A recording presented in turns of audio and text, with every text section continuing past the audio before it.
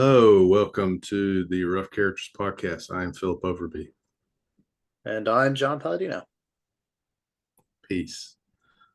Um, so this might be our final episode for a while because John's doing some stuff but I'll still be doing some stuff here on this channel, the Negative HP channel. So if you're interested and you're watching, I know there's at least 10 of you that watch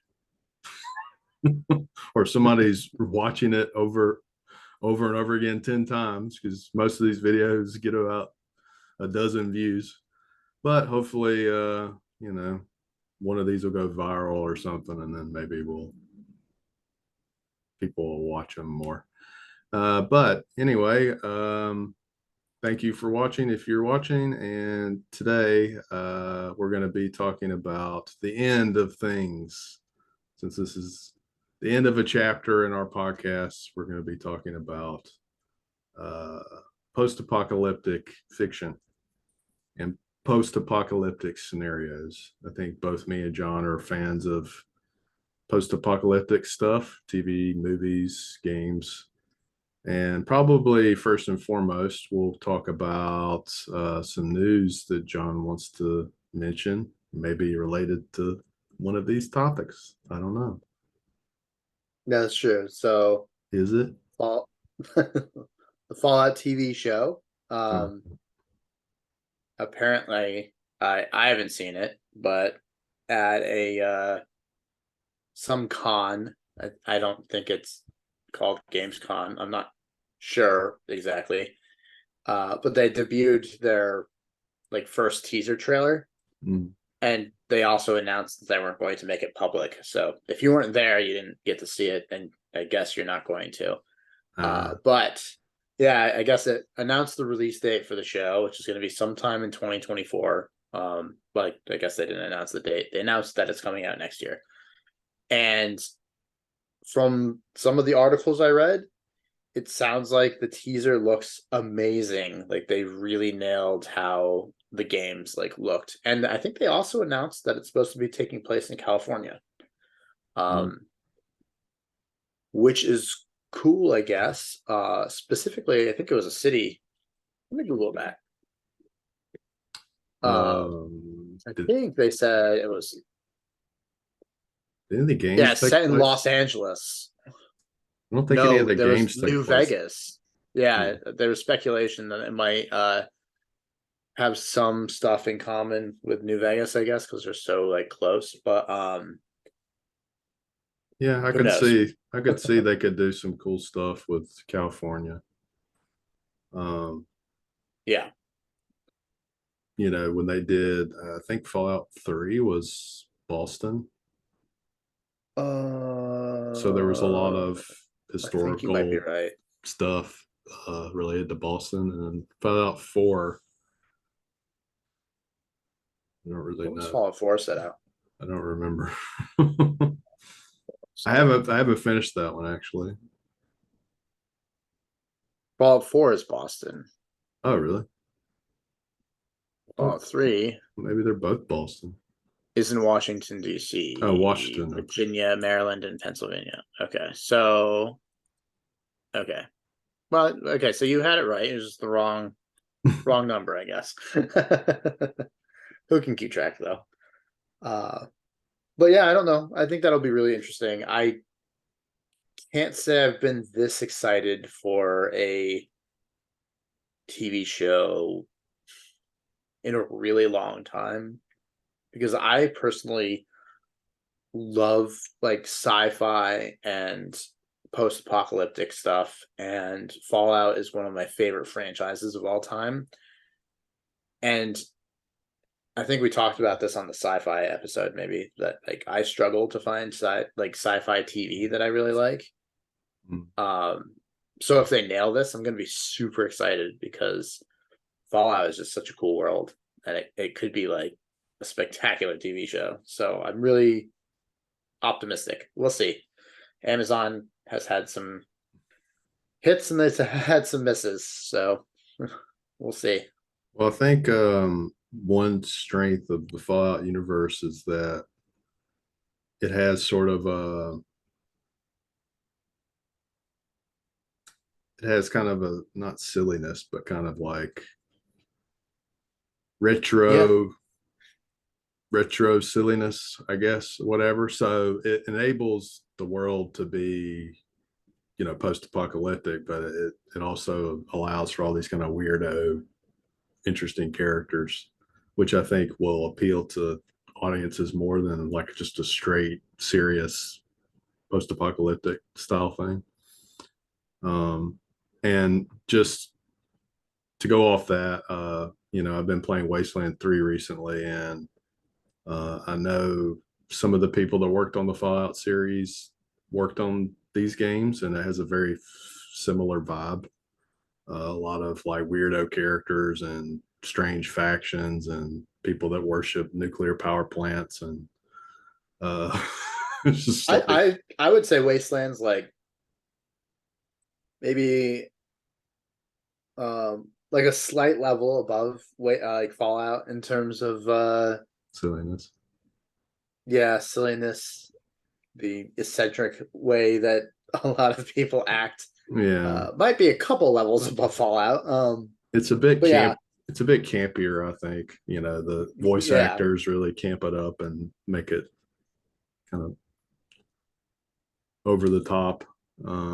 Whereas Fallout, it has silliness, but they play it straight most of the time, so it doesn't come across like over the top, yeah. goofy or Well, whatever. the world is very serious. The characters are often very serious, but then there's like a lot of the other stuff is like kind of funny. So Quirky like robots and stuff like that.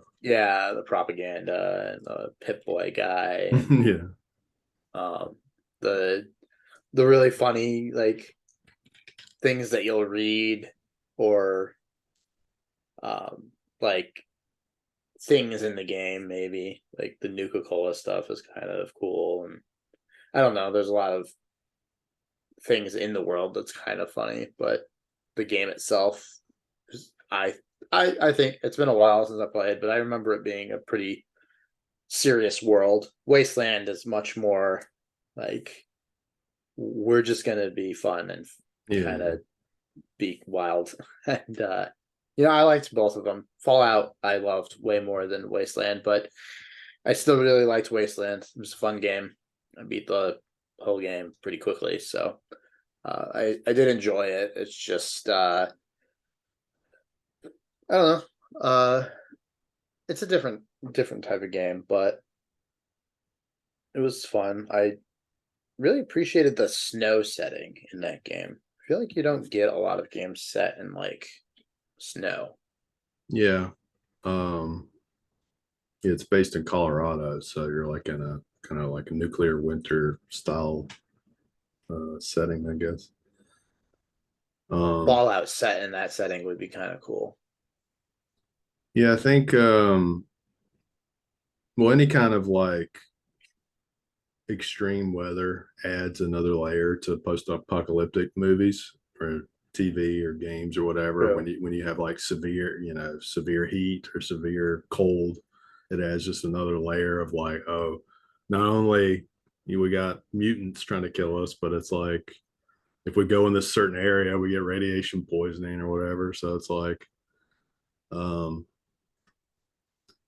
yeah, those You just sparked my. Let me check my phone real quick. I had this um the name of a show pulled up. There it is. Because when you said snow and a post-apocalyptic, it reminded me of the show that I was looking at the other day. I was googling a show called Snowpiercer. Have you heard of that show? oh yeah. The I haven't movie seen it. the movie is really good. I recommend watching the movie. Okay. The show is basically the movie, but different characters kind of, and I guess it stretches the story much longer. But Yeah, I think it's like three seasons. I don't know. It sounded really good, but then I couldn't find it like on any streaming service. I couldn't find it, so I couldn't actually watch it, and I was kind of bummed out by it. But it sounded so cool. I think it was on Netflix at one point.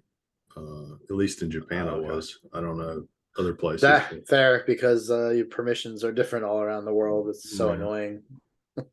But Snowpiercer is a cool post-apocalyptic setting because essentially it's just a train going around the world.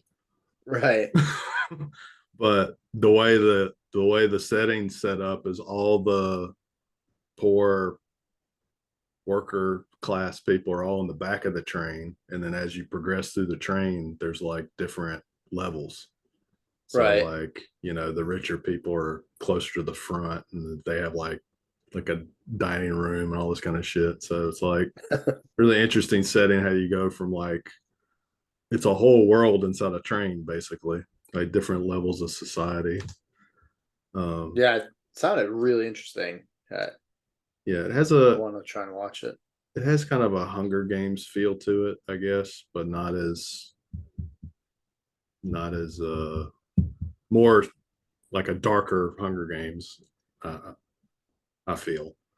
Um, but yeah, it's good. The movie I think you could find more easily than the TV show because the movie was pretty popular. Hmm. Yeah, I don't Um, know. I haven't seen it, but it sounded really good. yeah, I like any post-apocalyptic stuff that's not always falling back on like zombies. Like, zombie stuff is good, but like sometimes I want more imaginative kind of situation. Like Snowpiercer's world is basically like, there's a new ice age. Right. So like nobody can go outside or they're basically dead. Um, so I like different levels of that. I know you mentioned that show Silo. I think that's post-apocalyptic. Yeah, Silo is yeah, the basically the general premise is that these people are living in a silo.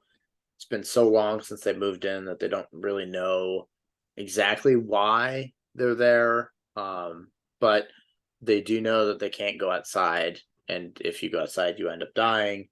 And then there's a lot of mysteries with that, which I could explain, but that's a spoiler, so I'm not going to. But it is it's a really good show. Or okay, it's a really good book. I saw the first season. First season was decent. I really liked it while I was watching it, but um yeah, I think it only covers like the first half of the first book, maybe. Um, I don't remember. So you don't really get into any of like the really cool, crazy stuff because kind of ends like right when things get really good, and you're like, damn it. So season two, I think, will be like really good. Uh, it's hard to say, but I highly recommend the books, especially. Um, the show I felt was a little confusing, but it might not be. But just as someone who had read the books, I was like, is this coming off right? Like this part? Is this like the way that the world is constructed? Is that like coming off the right way? So in the like, for example, like in the books, going from the top of the silo or near the top anyway, and like going all the way down takes forever. Like in the books, like it's like a journey. Like you pack a backpack and you like pack water and you plan that you're not going to be back in your bed that same day because it's so long of a journey. In the show, I don't know that they really get that emphasis so much. But otherwise, I think the story is pretty similar to the books. But yeah, it's good. I recommend it. It's definitely different. Doesn't feel maybe as post-apocalyptic as a lot of shows do, or books. I guess I don't know. Because it's kind of like this closed off society that like functions pretty well. Um, and really the threat is like don't go outside. So, but they have all the stuff they need inside, so it's not really like it doesn't feel the same, I guess, compared to like some of the other shows where you have to like go out to get supplies or whatever. I kind of feel like there needs to be a show that really realistically depicts post-apocalypse. Uh, we were kind of talking about this. Um, just most everybody just gives up. It's just like I mean, think about our society today, right? People don't even want to go outside to like get food, like from a fast food place that they can literally get in like I don't feel like going out. I'll get Uber to blah, blah, blah.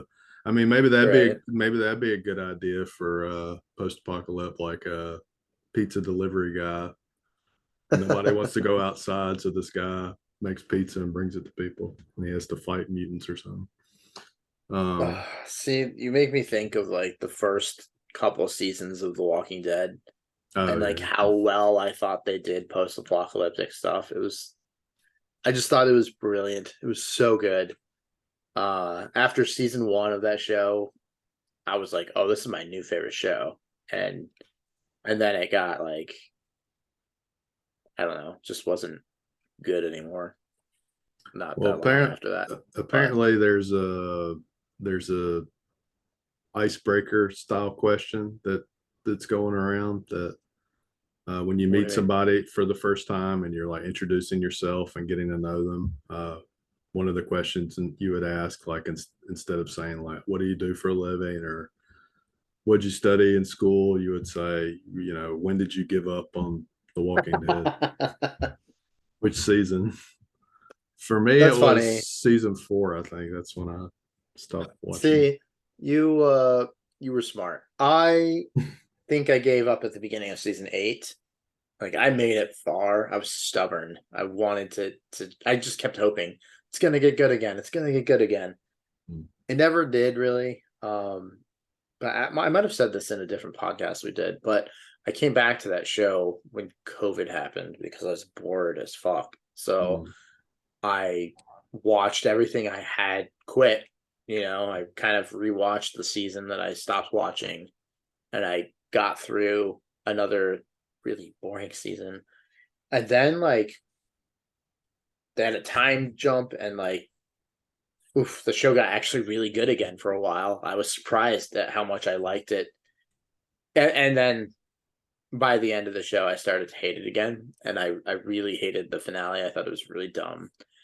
But um, for people who really liked season like 1 and 2 of The Walking Dead, and I might have mentioned this in the another podcast we did, but Fear the Walking Dead is so good, and it feels just like that in the first like season or two. Then there's kind of a down point for a while, but I think it's like the second half of season 2 and then season 3 is like kind of like not great. But then season 4 they got like different showrunners and they introduced a lot of new characters, and wow, from then on that show like to me is probably the best. I think it's the best post-apocalyptic show I've seen. Um, Trying to think about that because the other ones I can think off the top of my head would be like Falling Skies, which could have been good if it was for like I almost said for adults.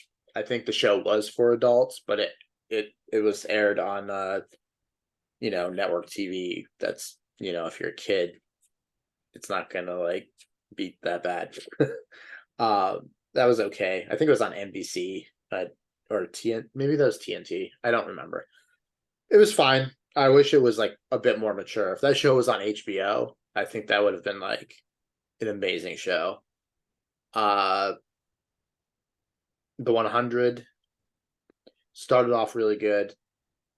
The last few seasons were really bad on that show. Uh but then there's one other show that I want to bring up, and that's The Invasion. It's on Apple TV, actually. Have you heard of that show? Sounds familiar, but um, Yeah, The Invasion is an interesting show. It's a really slow build the first season, but it has some crazy moments in it. So I think this is my favorite like post-apocalyptic type of show, which is like an alien invasion. If it's done right, um, I find it very compelling, like this whole survival aspect. But you don't really get into that part in this season. It's more like the initial invasion. And season two, I think season two just started this month.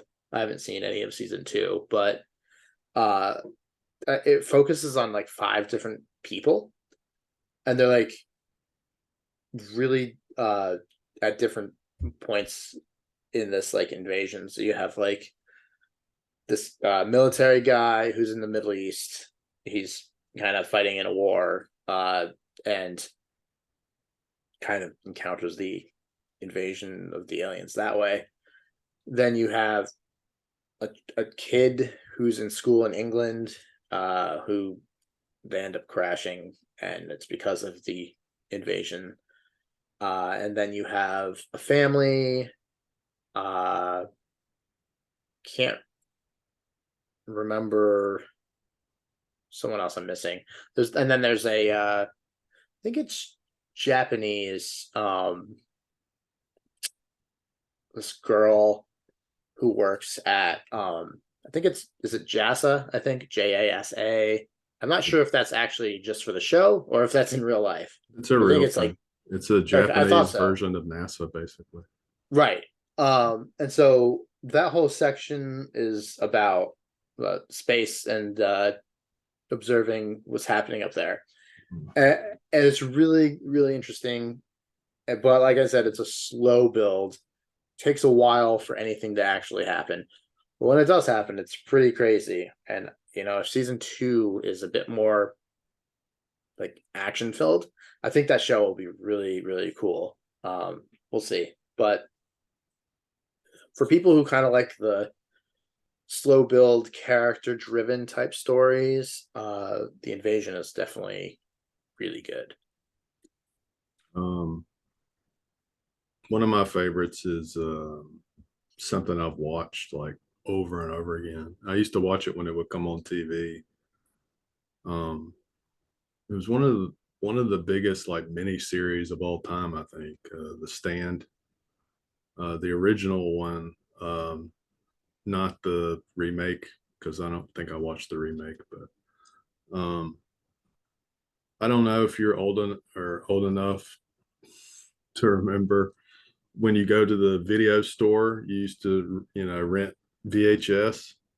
I'm old enough for yes, for movie rentals. Yep. But if you got the VHS of The Stand, it was a double VHS, Yeah. and there were two of them, so you had like four, Oh wow. VHS tapes, the whole thing. And I used to rent it all the time and watch it. And one of the things I love about that show is I love when or this just the story in general. I like when there's a story and there's basically two sides. It can be good and evil or whatever.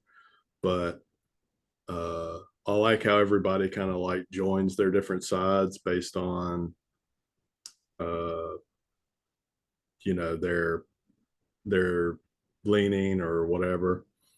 And Yes. a lot of the characters that are kind of shittier people join like Satan's side. The people that are like more want to save the world or on God's side. So it's like a battle between good and evil, or Christian belief anyway. Um, and I remember when I was a kid, the character that's basically like the Antichrist. His name's Randall Flagg, and there's a scene in the movie where he said there's the old lady, she's playing guitar or something, and she's in a big cornfield. She lives like near a big cornfield in Nebraska or something, and you know the character's standing out in the cornfield, the Antichrist, and he goes, "There's rats in the corn" or something, and all these rats are running around, and then she's playing her guitar. She's trying to ignore them, and then blood just starts coming out of her hands as she's playing the guitar. And I remember when I was a kid, I saw that, and I like started crying and stuff. And even like I would have nightmares about like this character, just standing out in a cornfield like a scarecrow kind of thing. Right. Um, but that story was interesting because it was like um, it was basically coronavirus. At least as far, I mean, I don't want to get into like origin of coronavirus or whatever, but there's one theory that it leaked from a lab or something. That's exactly what happens in The Stand. The super Right. flu is being developed in a lab, and somehow one of the guys that works there, he they locked down the whole facility, but he's like, I gotta get out, and he drives his car and like just makes it out of the facility and basically kills the whole world because this one guy's trying to save himself, which would totally happen in real life. I think It would. That would so happen. one People guy's are like, I'm gonna live, fuck everybody else, and like, um, that's you said that's The Stand, right? By Stephen King. yeah, it's probably one of the most famous like post-apocalyptic I know. I read the stories. book. I absolutely hated it. Well, that's not surprising. Now I was told that the reason I hated it was because I read um the big one. It's Yeah, like expanded by like a lot. there's Um lots of extra stuff in that one, I think. I heard that if you read just the regular version, it's like really good. Hmm. That's just what I've heard. I don't know how true that is. I thought the idea was really interesting and compelling, and I loved it until magic got introduced into it, and then I was like, this is just so stupid. Um, because I was expecting like a,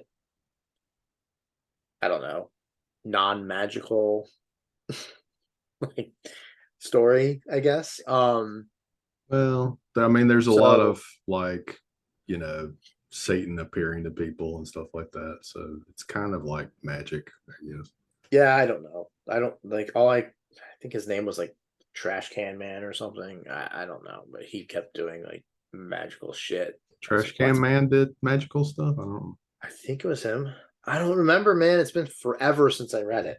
But anyway, when you were describing the miniseries of The Stand, you jolted my memory of a kid and how we watched in I forgot what class it was, but it was some sort of English class. It might have been a specifically science fiction um like English class. I don't remember. Hmm. But we watched the entire mini series of a show called V. Have you heard of Yeah, that? I've That heard was of it, from but yeah, that was back in 1984. Dude, that show is so fucking good. hmm. Um, while you were talking about The Stand, I searched it because I was trying to remember some details, but it was from 1984, I believe. And I remember being really upset that the show like didn't continue. Like it's just one like mini series thing. And I saw that they actually had one more episode planned Hmm. for that season. But the show got canceled, so they stopped filming it. Hmm. And apparently the show ends on a cliffhanger because of it. But they actually had planned a season 2. Hmm. And that makes me so depressed because that show was so good. Now they did a reboot, but I doubt it's great. Um, if we're being honest, um, it aired for it aired for 2 seasons on ABC and got canceled. Hmm. So you do the math.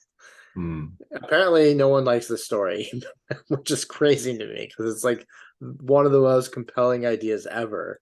Do you know much about it? Well, if it's called the V, I'm assuming that's related to some virus or something. I don't remember why it's called V, but as far as I know, it's nothing to do with the virus. Because what happens is the world is again invaded by aliens. I could have this wrong, but I'm pretty sure it's like a long or a while after the invasion. So Hmm. like you've the world has kind of been conquered, or subdued, and it's now ruled by these aliens who can take the form of like humans. And Hmm. so you don't actually know if you're talking to a human or an alien, which can get you in trouble because if you say anything against like the aliens, then they want you dead. And then there's like this resistance that's like fighting against it. I don't remember much about it. I just remember loving the show. It's really good, from what I remember. I was a kid when I saw it, so it could be terrible. you know, I think maybe I was 16 when I saw it. I don't remember exactly, but I just remember being enthralled. Now that might just be because usually when a school shows you something, it's why is there a fly in front of my face? That's obnoxious. Um, this house has been like infested with flies this summer. It's crazy. It's so annoying. Hmm. Um, I feel like I'm under an invasion. Fly invasion. Yeah, there's like I kid you not, the other night I killed like 4 or 5 of them sitting right here. It's terrible. It's annoying. I hate flies. So I was thinking about some other post-apocalyptic stuff, but I guess they would fit more into like dystopian. It's because it's not the world's not ended. It's just the world's shitty. That's Well, fair. I think V might fit under that because the world hasn't ended. It's yeah. just you're being ruled by like aliens. But then they didn't like destroy everything. They didn't kill everyone. It's Well, just like, okay, now we're in charge. So I guess that's like XCOM's XCOM 2's plot. The aliens yeah. basically take over the world and everybody's just like, okay, aliens control us now. Right. What we gotta do? Um, well, there's maybe we talked about this before, but there's a theory in I mean science that if aliens actually ever reached us, aliens would never actually reach us, because if civilization got advanced enough to develop space faring technology to travel across the galaxy, they would have already destroyed themselves. So it's like us. Like if whenever by the time we're able to like actually travel, you know, and settle planets and all that stuff, Earth will probably be obliterated. So Possible. I don't necessarily think I agree with that theory. It's an interesting theory, yeah. but um to me it would be to me it'd be wild to think that anyone that developed that technology would then end up destroying themselves. But I don't Well, know. I mean, humans. There's also the whole idea of like if you have that kind of technology, why I guess would you want to come to a place where there's a bunch of people who are so be like behind. Like what's compelling there? So this it's called the Fermi paradox. It was developed by a Italian American physicist Enrico Fermi, and it's Huh. basically means um,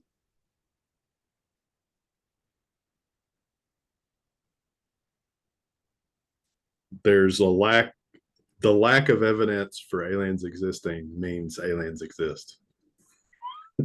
So Yeah. it's a paradox. Uh-huh. So um, either I mean, when like you see how big space actually is, yeah, like aliens if you are act really just rare, or space is really big, or right. civilizations only exist for so long. A lot of the greatest civilizations in human history, lasted what, thousands of years and then collapsed, or new Well, it's civilization. wild because even if you were just one, I think it's even if you were just one, I forget if it's galaxy or universe over. I always get the terms a little off. I think it's galaxy because I think it's the smaller. But even if you're just like one galaxy over and you had a telescope that was like powerful enough to see our planet, the light would be so far behind because it's so far away just between one galaxy that you would still see dinosaurs, which is wild to me. You wouldn't even see us. Oh, dinosaurs! That looks cool. And then they get there, and then there's us. They're Yeah, like, "What the there's no hell is this? dinosaurs. The hell are these things?" That's actually a really that think about how interesting of a story that could be. You are in an advanced civilization. You're looking at maybe for a planet to investigate or go to because your planet's dying. I don't know. So you can see in the telescope or whatever equipment, you can see something. And then you're like, okay, so we know that this is here. So let's go travel. But even if you're traveling really fast, it's going to take you a while to get there, right? So you could probably then keep looking. And so as you started crossing like millions of miles, billions of miles, whatever, way more than that, and you're getting closer, the images would change. You'd kind of see things like change over time as you travel. That could be an interesting story. And when you get there, you're like, oh shit. The hell is this? Yeah.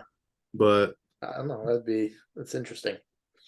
yeah, I guess again, I don't guess this is a post-apocalyptic, but I like the idea of these kind of things where like society has collapsed or decayed by so much that you have these like really extreme measures. So like something like RoboCop, where they bring in this robotic cop to like it's like a corporation makes these police officers Right.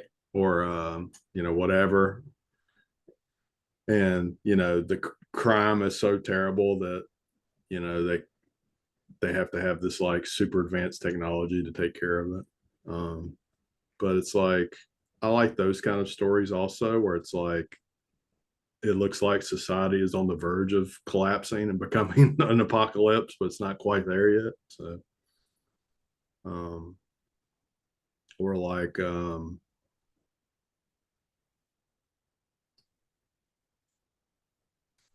what's another one like that? Judge Dredd is kind of like that, I guess, where they have the judge. They have these people called judges, and they're basically judge, jury, and executioner. So they appear, and then they're like, "Okay, you're guilty. Let's have a trial. Okay, you're guilty." I really like the remake of that. I don't remember the Sylvester Stallone version, but the one with Carl Urban was good. Carl Never Urban, seen it. Carl Urban's the main guy or one of the main guys in The Boys. But it's like every Yes. movie he's in or every TV show, he looks completely different, or like he's like one of the most versatile actors, I think. He's in he's in one of the Star Wars movies. I think it was the Solo movie. He Oh, just really? looks so I think it's him. Carl Urban Solo, I think it was. Hmm, it's not. I thought he was in a Star Wars. I'm certain he was. Maybe it wasn't Star Wars. Maybe it was pretty sure he was in Star Wars. Pretty sure. Maybe I'm wrong. Maybe it I was thought some he other was. I might be stuff, I thinking think. of someone else. Yeah. Um. Okay. It sounds like he was just a stormtrooper in one of the movies. So not who I was thinking of. Hmm. I thought he was in. I could have sworn he was in a Star Wars movie, but bycast himself as a big character. But I guess I am wrong. I really was thinking he's in Star Trek too, though. So like maybe I was thinking of that. I don't know. Anyway, Well, my point was that I was in agreement with you that he looks way different in everything he's in. Whoops. yeah, before we go down the rabbit hole here, let's talk about uh, what we would do in like a post-apocalyptic situation. So Die. probably die. Yeah. I don't have any like real useful skills, I don't guess, that would keep me alive. Um, I mean, I guess it depends on what the post-apocalypse is. If it's like a full scale, like pretty much everyone's dead. Uh, I think that having the knowledge of consuming a lot of that content and also not being a raging idiot are two skills that you have and I have. well, I think one of the best skills you can have is you know, if you're a night person. If you're like a morning person, you're pretty much fucked. Night people, they're the ones that can go outside at night and sneak around and get stuff and have Also, that. you're less likely to have been one of the people that died because you were sleeping when everything went down. Yeah, it's like wake up and like, what Because no happened? apocalypse usually happens at night, right? I feel like it's like around when you're waking up as a night person when like shit's hitting the fan and you're like, oh, I guess I'll just stay home. Yeah, I can't pinpoint exactly when I knew coronavirus was going to be like a not apocalyptic, Hmm. but obviously like a That was major such a thing. slow buildup, though. That was like it's hard to when was it a serious problem? Because like we heard about it overseas for a while, and then all of a sudden it was here, but it wasn't like here, and then it was here, and then it was like, oh, now it's a problem. I don't know. It was I want to say like hmm. April, maybe Which 2020. also, by the way, I think it was earlier than that because I remember it being winter and being like, um, but I I don't know, man. That whole response was really bad. Like if that was like an actual global okay, it was a pandemic, but I guess usually when I hear the word pandemic, I think like everyone's dying, I guess. Is but that's probably conditioning from all these like things that we've consumed. Um but if it was actually something that wiped out like, you know, yeah, it killed a lot of people, obviously. I'm not saying it didn't, but if it was like instead of I don't remember what the percentage was, 0.5% of the world's population, maybe. I don't know. If it was like 85% of the world's population, the Yeah. response was not good. Well, Uh, I think a lot of these post-apocalyptic shows, you know, almost always the governments bungle something or they do something oh, stupid yeah. and And I think fucking. that's just so real. So it's like, yeah, it's pretty realistic. Yeah. No, All the elite people lock themselves in a vault or whatever. I mean Fallout. Going back to yeah. Fallout, that's one of the main premises is these vaults that you. Uh, I forget how you get picked to be in the vaults. You I don't know. You have to, I think you have to sign up you had to before sign anything up for, happens. yeah, But you and didn't realize that each vault was an experiment. yes, I'm interested how they deal with that on the TV show also because you know each vault has its own kind of like I'm really excited about that. That could be vibe or really cool. Yeah. um well, hopefully we won't have to experience post-apocalypse anytime soon, or apocalypse, and then Let's hope not. because then we won't be able to talk about anything. Um, but yeah, I'm pretty excited about Fallout TV show. I'm a pretty big fan of Fallout, but um,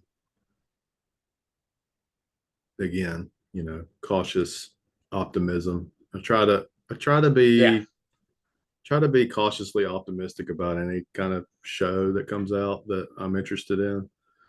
And then if it sucks, it's like, okay, it sucks. I mean, there's just so many things to Yeah. watch and do these days. It's like if something sucks, just like, all right, it sucked. Do something A lot of else. disappointments nowadays too. It's crazy. Yeah, you would think at this point, it's in the world, we wouldn't be disappointed by things so often. You think people would have figured it out by now or something. But Yeah. there are still a lot of great writers in the world writing, TV, movies, Well, games, everything. So maybe there's, where you're at, but where I'm at, there's a writer strike and no one's writing. well, I mean, just in general, I'm saying like, I know. I'm just kidding. um, hopefully that's resolved. Doesn't sound like it's going to go away anytime soon, which is mind-boggling to me, by the way. Well, But that's another tangent we can go on, the whole AI thing. And, that's one of the extinction events that people list, worldwide disease or, AI reaches consciousness and kills everybody. well, I'll tell you what, Phil. You can tell it's not good right now because, um, the channel CBS, of course, right? Yeah. Well, they are known for a lot of reality shows, and those shows are usually in 1 hour blocks. Yeah.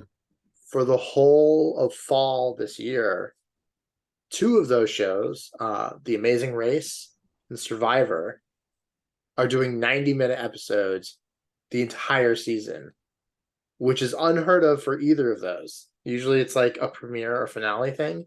Mm. Whole season. So already they're like, oh my God, we got to fill out our schedule. That's how I interpret it anyway.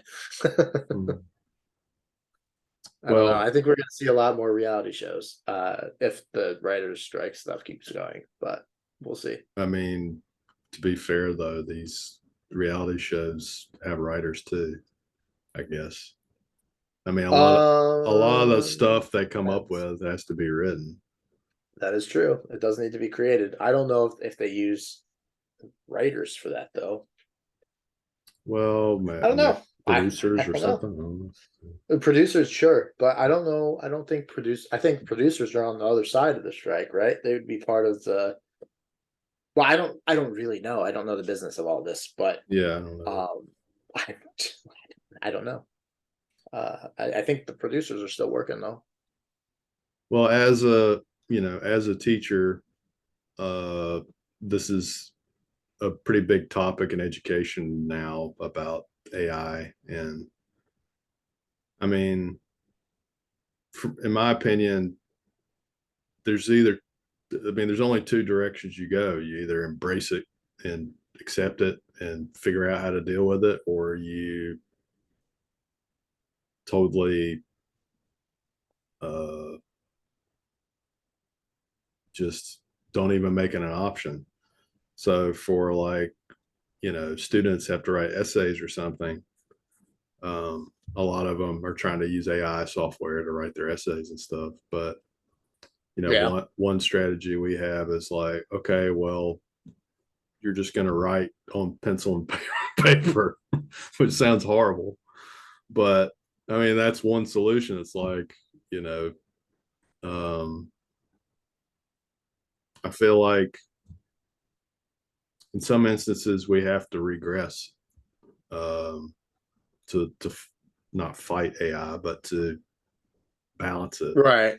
Yeah. So, Exactly. so if we go full into it, then you're going to have AI doing everything, and then it becomes a bigger problem, I think. But we have to kind of step back from our over reliance on technology and do things in a tactile or analog way, I guess. Uh, so yeah, I mean, I'm all for artists and writers, you know, because I'm one of them. So obviously, I don't want to see AI destroy the world. But How again, long do you think it's going to be until we get our first TV show written by AI? Openly written by AI? Because I wouldn't be surprised if there was already something, right? well, that the Black Mirror episode, I forget what it was called, but where Selma Hayek was in it. Somebody is terrible, or Yeah, that was my favorite episode of the new season that I've seen so far. I still haven't watched that last episode after that stupid werewolf episode, but oh um, well. but That episode took me out of that show so bad. I think if we have stuff written by AI, it's going to be like pretty shitty. So I don't think anybody's going to like it anyway. Because It's true. It's very generic shit. AI is just going to, here's, I mean, it can come up with stuff, but I mean, I don't know. It's a weird era we're entering. Um, I mean, is AI gonna become sentient and kill us all? I don't know, but I think I think we have to step back from technology more and more uh, as time goes on. Um, that's my feeling. Well, in that depressing note, I guess that'll be the end of the episode, unless you have anything else you want to share. I do not. I think we got a lot out. I can't think of anything, I guess. I don't know.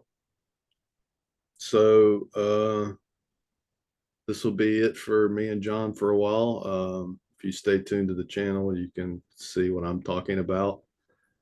Um, me talking about myself may not be terribly interesting, and especially my voice is apparently sleep inducing. So if you have trouble if you have trouble sleeping, you can listen to me talk by myself for a little while. But probably I'll be talking about some games I've been playing. I finally started playing Frosthaven, so I've been enjoying that so Nice. I far. just picked up my copy because I'm moving. Yeah, It's so sad. I didn't get uh, to play it all. I I'm playing three-handed right now, which is I'm playing three characters solo basically. Oh, you're not playing with your wife? Well, she's in the game, but um, while I'm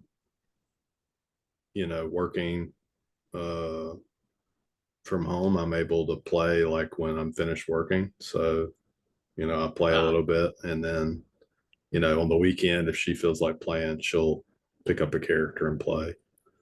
But actually, I was going to just play with two characters for a while. And then the other day, she was going to play. So I set it up for three. And then I fell asleep early, and then we didn't play. So now it's set up for three, and I'm just going to do it with three this one time. Oh, But okay. Frosthaven, and then probably be talking about Baldur's Gate 3 experience. I've been doing Dungeons Dragons campaign. I might talk about tabletop stuff. So if any of that stuff's interesting for you, you can check out the channel Negative HP, and John will be on an adventure. And if he comes back, then we'll welcome him with open arms. I mean, Yeah, I don't know. if he comes back to the podcast, I mean. Right. Yeah, I don't know how the internet's going to be there. I don't know how this, anything is going to be. So it's hard to say how long it's going to be over break. I don't Yeah, know. we'll see. But We'll see. this chapter is closed for now, and then we'll start a new chapter. Yeah, Every, it's been every fun. everything has to end, and then much like post-apocalyptic, you have to deal with the aftermath. So It's once true. once one chapter ends, you got to move to the next chapter. So let's see what happens. Yeah. All right. Anything you want to mention? You got two books out. Yeah, if you want to check out the Trials of Ashmount or Buzzard's Bowl, go ahead. This podcast is a discussion, this episode anyway, it was a discussion about a post-apocalyptic world.